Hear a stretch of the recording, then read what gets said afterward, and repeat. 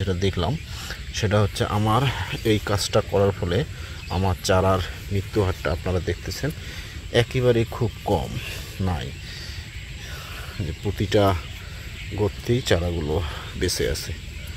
এই যে নাই, চারা হচ্ছে মারা যাওয়ার সংখ্যা নাই। এবং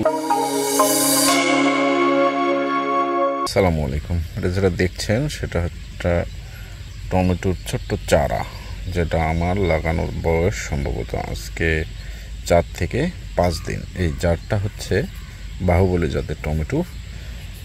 এর আগে এখানে আমি এই যে একই মাচা এবং শেডটা ব্যবহার করতেছি এবারে বাহুবলী জাতের টমেটোটা চাষ করার জন্য। এর আগে আমার এখানে ছিল বাড়ি 8 জাতের টমেটো, এইটাকে তুলে দিয়ে আমি এবারে হচ্ছে বাহুবলী জাতের টমেটো চাষ করতেছি এবং এটা লাগানোর আজকে 4-5 দিন বয়স হলো।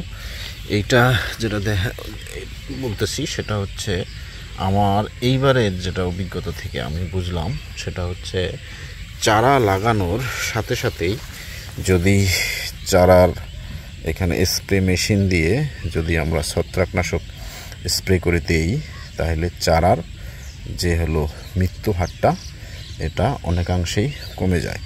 এর আগে আমি বাড়ি 8 জাতের যখন টমেটো চাষ করছিলাম তখন আমি সেই বিষয়টা জানতাম না, তো তখন আমার চারা বেশ কিছু চারা আমার নষ্ট হয়ে গিয়েছিল, অর্থাৎ চারাকে আমি বাঁচাইতে পারি নাই।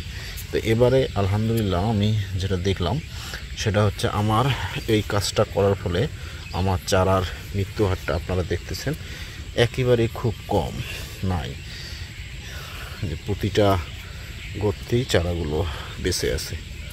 এই যে নাই, চারা হচ্ছে মারা যাওয়ার সংখ্যা নাই। এবং এই যে উপরে এই যে পাশের যে সাইডে আছে সেখানেও যদি আমি দেখাই তাহলে হচ্ছে নাই, আমার চোখে এখন পর্যন্ত 2-1টা ব্যতীত বাকি সব চারাগুলো সুস্থ সবল আছে এবং চারাগুলো যখন আমি লাগাই তার চাইতে একটু বড় হয়ে গেছে, একটু বড় হয়ে গেছে। এই যে এই গাছটা হয়তো প্রায় মৃত প্রায়, কিন্তু তারপরও এই গাছটা হবে, এটা মারা যাবে না। এই যে নাই, এখন পর্যন্ত চোখে পড়লো না। অর্থাৎ যদি আমি 600 চারা লাগাই তার মধ্যে আমার হয়তো 8-10টা চারা হয়তো মারা গেছে, তাছাড়া বাকি সব চারায় আলহামদুলিল্লাহ এখনও বেঁচে আছে এবং এগুলো আস্তে আস্তে বড় হচ্ছে। তো এটার যেটা কাজ করছি সেটা হচ্ছে গাছটা যখন আমি এখানে রোপণ করি নার্সারি থেকে এনে রোপণ করার সাথে সাথেই আমি হলো এখানে বিকেলেই রোপণ করছিলাম, তো বিকেলেই আমি এখানে ছত্রাকনাশক গাছটার গোড়ায় স্প্রে করে দিই।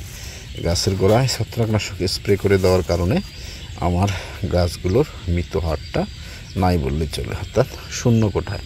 2-1টা গাছ তো মারা যাবেই, এটা স্বাভাবিক ঘটনা, আপনি যতই টেক কেয়ার করেন না কেন।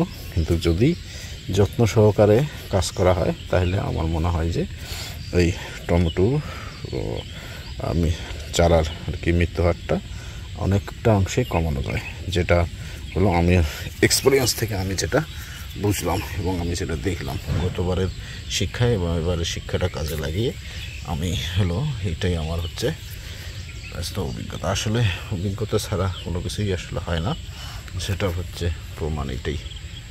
এই আস্তে আস্তে আরও ইনশাল্লাহ আপনাদের দয় আরও এক্সপিরিয়েন্স হবে এবং এটার পুরো আপডেট এই যে যেটা দেখাচ্ছি এই গাছটায় হয়তো এখানে মারা গিয়েছে, আর হয়তো চোখে পড়তেছে না, যে 2-1টা হবেই।